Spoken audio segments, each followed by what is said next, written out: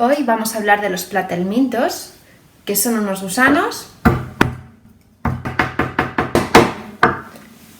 pero planos. Ahora en serio, los platelmintos son unos animales sencillos, es decir, no tienen sistemas o aparatos complejos como los nuestros. Por ejemplo, no tienen pulmones ni branquias, respiran a través de la piel, ni tampoco tienen sistema circulatorio. Lo que tiene es un sistema excretor muy novedoso para los animales así primitivos que se llama protonefridios.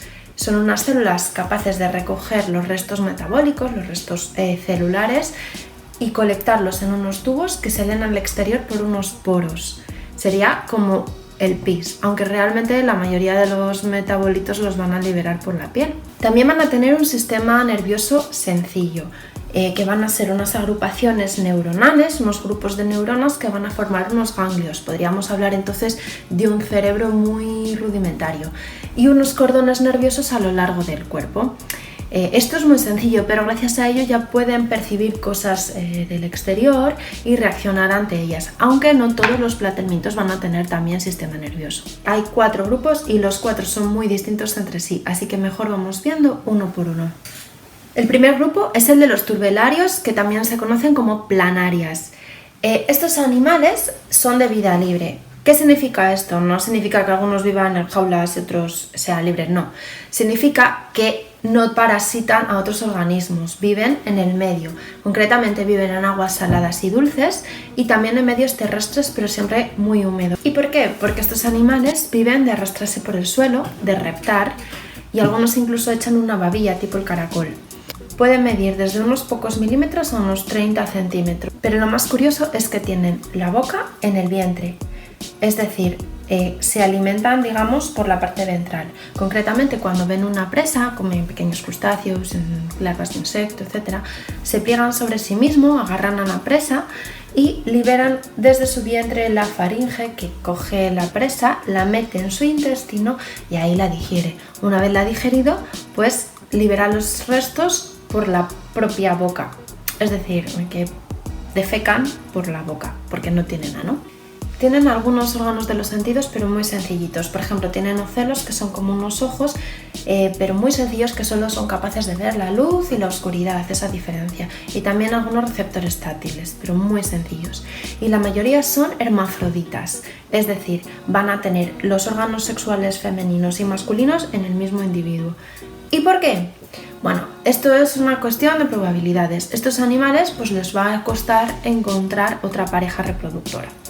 Entonces imagínate que solo tienen aparato reproductor femenino y después de mucho tiempo encuentra pareja y resulta que también es una hembra y entonces no podrían reproducirse y habrían perdido muchas energías y mucho tiempo para nada.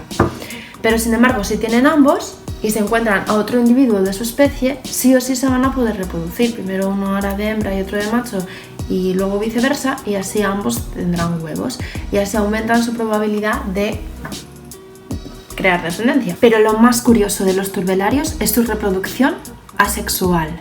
Son animales que si los cortas por la mitad son capaces de desarrollar, en este caso, el resto de la cabeza y en este caso el resto de la cola y dar 2 individuos y así sucesivamente.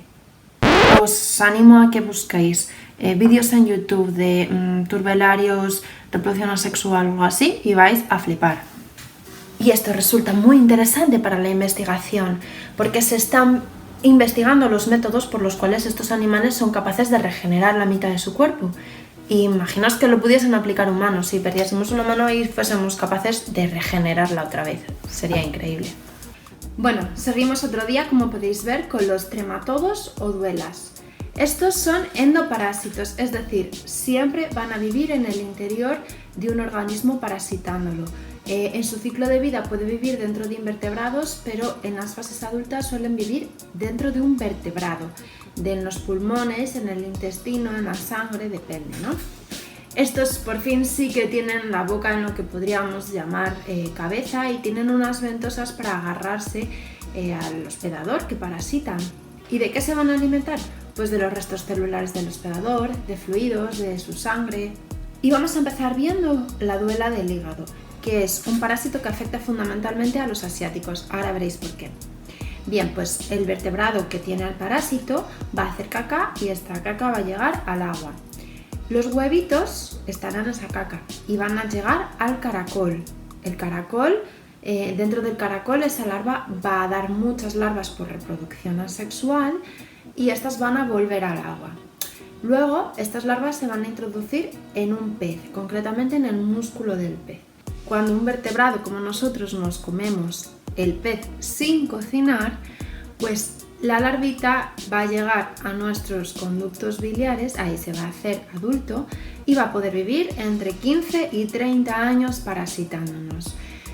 ¿Qué puede hacernos? Pues causar dolor abdominal o incluso una cirrosis o matarnos directamente.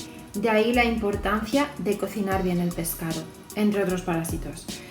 Y bueno, en realidad este es un ejemplo, hay muchas, está la duela de la sangre, la duela del pulmón, la sarna del nadador. Bueno, puedes investigar porque hay muchas duelas parásitas. Vamos con el tercer grupo, que son los cestodos, que también se conocen como tenias o solitarias. Bien, estos siempre van a ser endoparásitos, es decir, van a vivir dentro del hospedador, como los anteriores. Y concretamente parasitan el tubo digestivo de vertebrados, de casi todos los vertebrados. Estos no tienen cabeza, no tienen sistema digestivo. Lo que van a hacer es absorber los nutrientes del hospedador al que parasitan y pueden incluso debilitarle de quitarle tanto alimento. Van a tener como una especie de cabeza que no es cabeza, que se llama escólex, que lo que tiene son unos ganchos, unas ventosas para agarrarse ahí bien al intestino y quedarse, ¿no? Y luego el resto del cuerpo tienen unos segmentos que se llaman proglótides. A medida que nos vamos alejando de la cabeza, estas proglótides van a madurar y desarrollar el aparato o los aparatos reproductores. Van a tener tanto el femenino como el masculino, todos van a ser hermafroditas. ¿Qué pasa? Que si hay más de un cestodo dentro del intestino, pues van a hacer la fecundación cruzada y generarán huevos. Si no encuentran una pareja reproductora, pues se autofecundarán y liberarán huevos. Concretamente, las últimas proglótides ya van a estar fecundadas y van a liberar los huevos, o directamente se va a caer la proglótide entera con los huevos y van a salir por las heces. Y diréis, ¿y por qué cuando nos ingerimos un cestodo o un parásito de este tipo, nuestro cuerpo no lo ataca y no lo elimina? Bueno, pues porque tienen sus propios mecanismos de defensa. Concretamente van a tener un tegumento, como una piel, que resiste a los jugos gástricos del hospedador, que resiste al sistema inmunitario que le pueda atacar y por eso no es tan fácil eliminarlo. Vamos a ver el ciclo de vida de Taenia solium, que es la tenia del cerdo, aunque hay otras, por ejemplo, la tenia de la ternera. Bien, como hemos dicho, los huevitos van a salir de las proglótides y van a caer al césped, al campo, por las heces, por la defecación del vertebrado. Y el cerdo va a alimentarse y va a comer, a ingerir esos huevitos, que van a llegar al músculo del cerdo y se van a crear un quiste.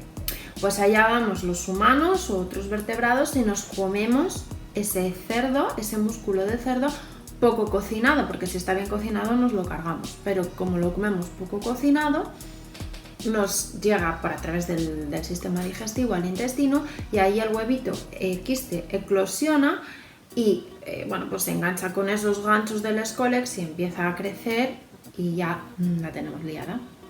Bien, ¿y cuáles serían tus síntomas si tienes una tenia? Pues la verdad es que son muy leves, dolor abdominal, a lo mejor náuseas, así, malestar, e incluso puedes no tener ningún síntoma. Pero lo más característico es que liberarías huevos por las heces. De hecho, para detectar si tienes una tenia, pues analizarían esas heces y verían si tienes huevos. El tratamiento sería un medicamento que mataría la tenia y en principio saldría por las heces, aunque hay por internet vídeos en los que sacan a las tenias por la boca que, en fin, estoy traumatizada todavía. Y en los casos más extremos, pues estos huevitos podrían irse al sistema nervioso y causarte epilepsia, entre otras cosas. Y el último grupo es el de los monogenios, que son unos ectoparásitos, es decir, viven en la superficie por fuera, no dentro del organismo, sino fuera de los peces, en sus branquias o en otras partes del cuerpo. Y no vamos a ver más porque solo afectan a los peces y... En resumen, los Los platermintos son gusanos planos. Son gusanos muy sencillos que no tienen sistemas y aparatos muy complejos. Y tenemos los 4 grupos, los turbelarios, que eran los de vida libre, que están en el agua o en la tierra y que tenían la boca en el estómago, que sacaban la faringe y todo eso. Tendríamos los trematodos o las duelas, que son siempre endoparásitos y sí que tenían la boca en la cabeza. Luego tenemos los cestodos o las tenias, que no tienen sistema digestivo ni nada y vivían en el tubo de vertebrados con el escólex para engancharse, y las proglótides que van liberando huevos, y los monogenios, que eran los de los peces. Ahí queda. No sé qué he dicho. Protro...